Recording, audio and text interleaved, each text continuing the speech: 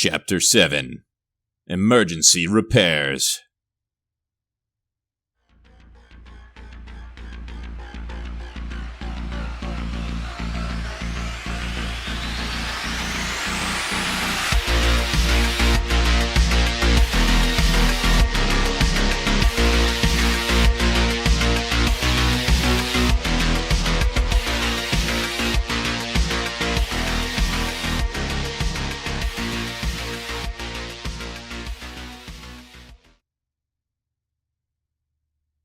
Benny. The voice was distant but familiar. Benny sat, his eyes a sea of glass as he stared through his thick glasses and out the cockpit at the thing sitting before them. He thought back on his time as a young boy going to church, thought about how they'd always said if you weren't good, you'd go to hell. He stared at the jester and thought that a single tooth of the thing's grin was hell.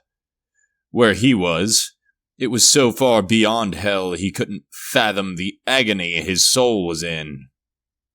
If he'd have only known it would be like this, he would have been a better boy. Benny! The voice came again. There wouldn't have been so much drunken revelry, not so much whoring, not so much stealing. He thought of being a preacher, and it was like he was there. His own little temple on a mountaintop somewhere on earth, tending his garden, telling everyone to be good or they'd go to hell. But of course, his congregation had never seen hell. How could they fully understand what it was they were doing? He clutched now the cross around his neck and felt it there, hollow. Christ on the cross grinned at him, and the world shifted and smeared like paint on a canvas. Hell was inevitable. There was no escaping it. Perhaps, though, it was better to lie to people, so they die with a sense of security. After all, whores and booze aren't all they're cracked up to be. Benny! The voice was forceful now. Something thudded into Benny's jaw, and he felt without pain. His whole body was just dull, as if his soul were detached from it. He looked around, in this world that was bathed in a glow of ever-shifting light and darkness, which looked like light, and light which was really darkness. The human will to power here was nothing but a fever dream, and all there was eternal chaos and divine death. This was not hell. No, this was far worse. He slumped into his chair, his vision fixating on the jester. Benny! Frost screamed again, grabbing the pilot's shoulder and shaking him forcefully. There was no response from Benny beyond a small trickle of drool escaping his mouth. Frost looked up at the jester and ground his teeth together. Everything was wrong. Nothing was how it should be. He knew in his heart the being could obliterate them all with a mere synapse firing of its ascended brain, and yet it would not. Either the thing was incapable of reasoning, or it found them amusing. A sliver of rational thought and order amidst the chaos. What could be more chaotic? Strange, almost humanoid shapes lurked just beyond the cockpit, the movement of their tendrils jerky and erratic like automatons guided by the roll of dice. Frost looked at the jester and felt pure hatred. This being that believed its cosmic insanity made it more intelligent than them, this thing which was infinitely more powerful but lacking in all moral scruples. Surely, in spite of the power difference, humanity was higher than such a cretin.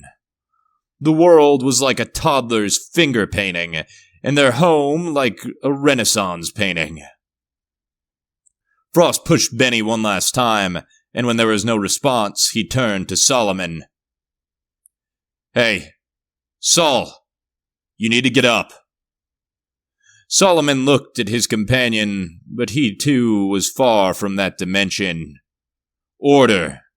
Battlefields were ordered. There was nothing more ordered. The trenches, shrapnel, barbed wire, bleeding, choking on toxic gas leaking past his respirator. It was all order. After all, he was just following instructions. In a few moments, the order would come to rise and charge. Solomon, wake up! What world did the strange voice call from? The bugle blasted and these thoughts were irrelevant. He was another cog in a machine designed to destroy, and now was the time to move. He was plodding through thick snow, his armor rattling with every step.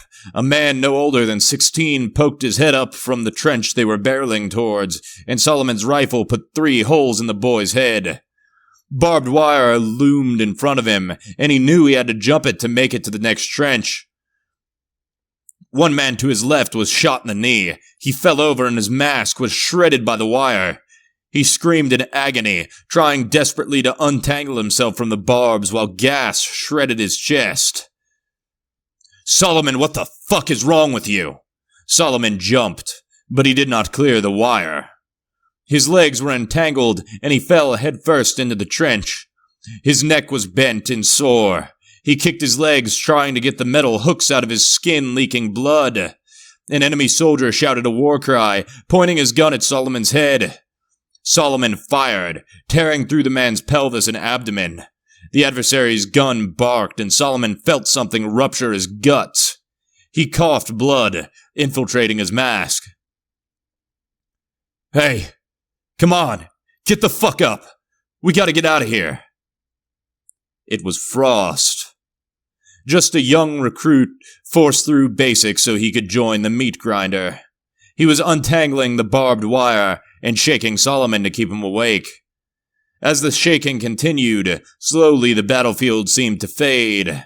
The cold of the snow, the screams of the dead and dying, the poison, it all faded into somewhere much more pleasant. Somewhere without order. Somewhere where nobody told you what to do or how to do it.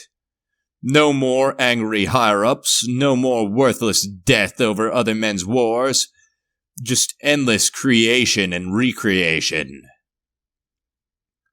Solomon rose suddenly, startling Frost. He walked towards the cockpit window without a word, arms behind his back like some great naval captain looking out over the ocean. He stared out the window for a few moments, watching the ever-shifting hellscape swirl around the jester. He turned back to Frost, with a calm smile on his face. It's gorgeous, isn't it?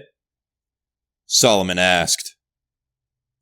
Frost looked at him with a twinge of shock. It's fucking awful, Sol. Solomon shook his head like a disappointed father. Look at it, Frost. War. War is order. All war is a bunch of little boys following orders. Who are you killing and why are you killing them? Doesn't matter. Just make sure your boots are nice and shiny while you do it, right? Orders. Instruction manuals for how to make instruction manuals. Bosses for bosses. Who owns your property? Not you. Not the banks either. Probably something higher than the banks. Order. A well-regulated machine. He shook his head and looked out the window. Not here. Here, all you need to do is just exist. Whatever form that comes in, just flow.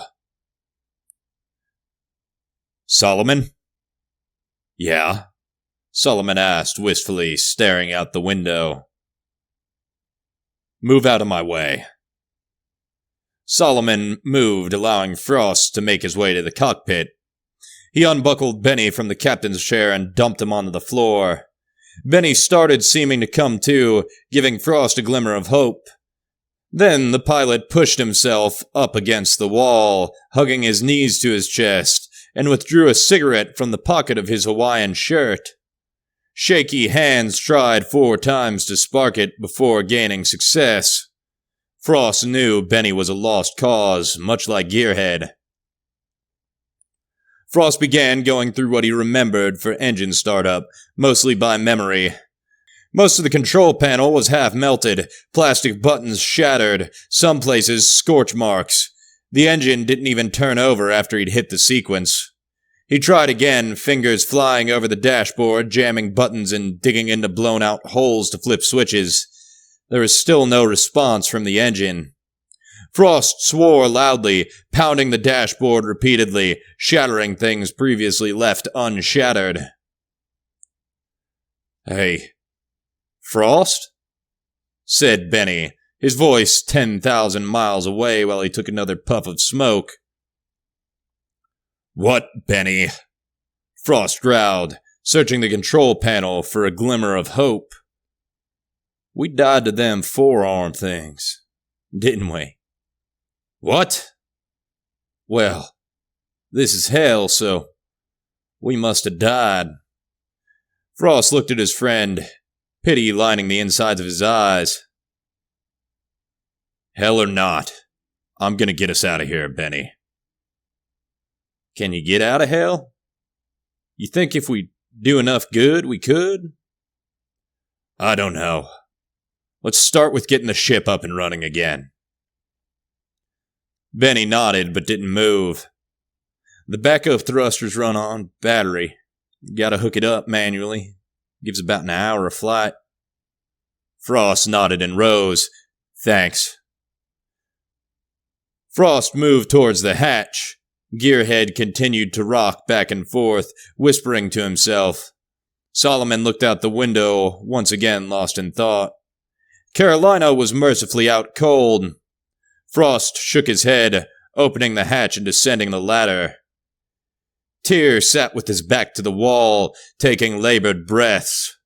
Richter sat next to him, groaning in pain with every inhale and exhale.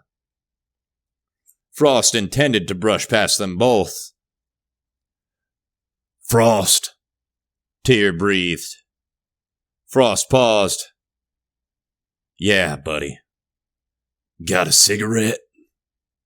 Frost grinned, withdrawing the pack from his coveralls. He put one into Tyr's mouth and lit it for him. Richter cleared his throat. Frost looked at him and sneered. "Fuck off," said Frost. Richter coughed. "Come on, I ain't got long left." "Where you going, Frost? What's happening out there?" Tyr pressed. We're in a bad place right now. I'm gonna get us out, though." "Where are we?" Frost chuckled. Hell or space. One of the two." Tyr nodded and began pushing himself off the floor. Blood dribbled from his guts and plopped onto the ground, and he began a wheezing fit. "Sit down, Tyr." Tyr shook his head. "No can do. If we're in trouble, I'm gonna help. What do you need?" Frost snorted. "A new ship'd be nice." Tyr chuckled. "Been saying that for years. Benny loves this thing, though." Frost now lit his own cigarette. "Need to hook up the backup thrusters to the batteries." He blew a stream of smoke. "Preferably ASAP." The smoke drifted down to Richter's nose. He chuckled and leaned his head into the metal wall. "You're just fucking with me now." "Shut up." Frost stalked into the engine room, Tyr limping behind him. The two looked curiously at the now melted puddle of goo that had been Preacher, but largely ignored it. The battery terminals were bound into loops with zip ties and thick plastic pieces covering them. Frost examined the backup generator and began undoing the bolts to the terminal. Tyr sliced through the bindings around the battery terminals and handed the wires off to Frost. Frost threaded the bolts, securing the negative end of the batteries to the thrust engine. He grabbed the positive end and connected it as well, causing a brief spark of energy. Frost swore, flapping his hand to cool his thumb, then threaded the bolts to hold the two. Frost produced another cigarette from his pocket and handed it to Tyr while the two stood in front of the backup thrust engine's control panel. Tyr smoked, examining the ancient and blocky computer monitor while the green scan lines marched over a black screen eternally. Frost lit his own cigarette, muttering profanity and banging his fist into the side of the monitor. The lines swirled and formed esoteric and impossible shapes with their bends. Entities formed within the lines, ethereal horrors coming into view as if the ancient monitor was a portal into worlds unknown. Frost slammed his fist into the side of the monitor. Fuck off! The lines of the screen scrambled. The screen displayed several options in an archaic font. Frost selected Start and pressed the Enter key with a resounding clack. Lines of code flew past the screen at a rapid pace as the computer spoke to itself in a language only it understood. There was a series of blips and beeps from the computer, then a horrid screeching from the engine. Frost snarled and kicked the engine several times. Dust clouds erupted, and the engine rattled into normalcy. Frost helped Tyr with one arm under his shoulder, and the two left the chamber. Tyr stumbled into the hallway and sank once more. He nursed the remnants of his cigarette, coughing on smoke as he did. "Gonna get us out of here, and get you some help," said Frost, moving towards the ladder. Tyr nodded. "See you soon, Frost." But Frost didn't hear him. Frost climbed the ladder and drug himself through the hatch. His body ached and groaned, still protesting from his previous wounds. He pushed himself up and stopped. Solomon had set the stolen painting upon a wooden crate, and he was examining it like a drill instructor might examine a recruit who had particularly satisfied him. Gearhead rocked back and forth, his eyes wide and bloodshot, cheeks stained with tears as he looked at the painting. Carolina had moved from her seat and was now curled into Benny's arms. The pilot seemed unaware of her presence, and a pile of cigarette butts had formed at his feet. "Look at it," mused Solomon, somehow aware of Frost's presence in spite of never looking at him. "You have to truly be here to grasp it. It looks so well ordered, and yet the pure chaos of it flows through just beneath it, like a bubble of pus beneath the skin, waiting to burst out and flow free. There is no order to the stars. The planets pictured do not exist. Even the throne has no measurements or symmetry." He moved, subtly positioning himself between Frost and the cockpit.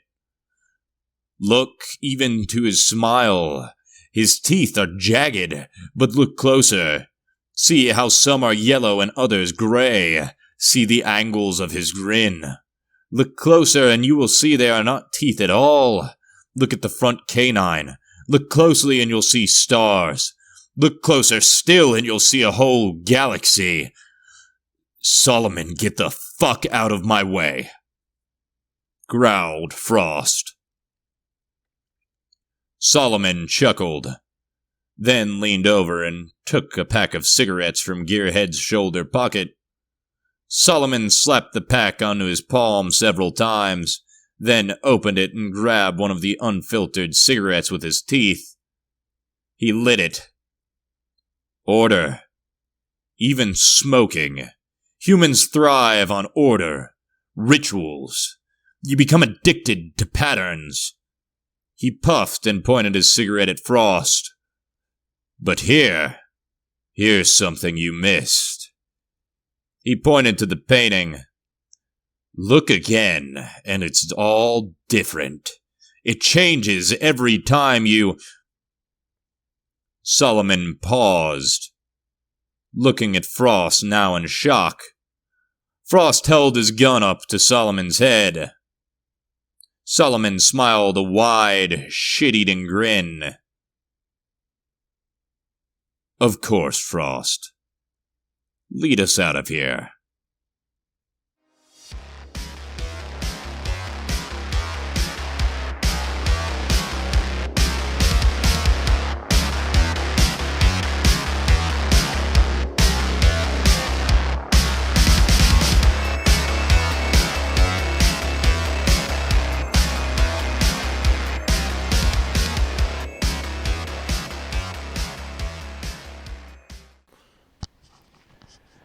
Hey everyone, I apologize for the tardy upload on this one.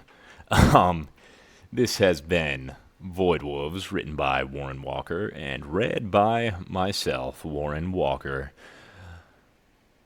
Music by at Whitebat Audio, Carl Casey. My schedule changed. It is pretty much the only reason this is late. I'm working now 8 to 6 at night. So, I'm having to reorient my life, my writing, pretty much everything now. But yeah, I just figured I'd shoot a raw outro. I don't think last week's had one. Last week's was a pretty big episode. In my opinion, anyway. It was one of the better ones.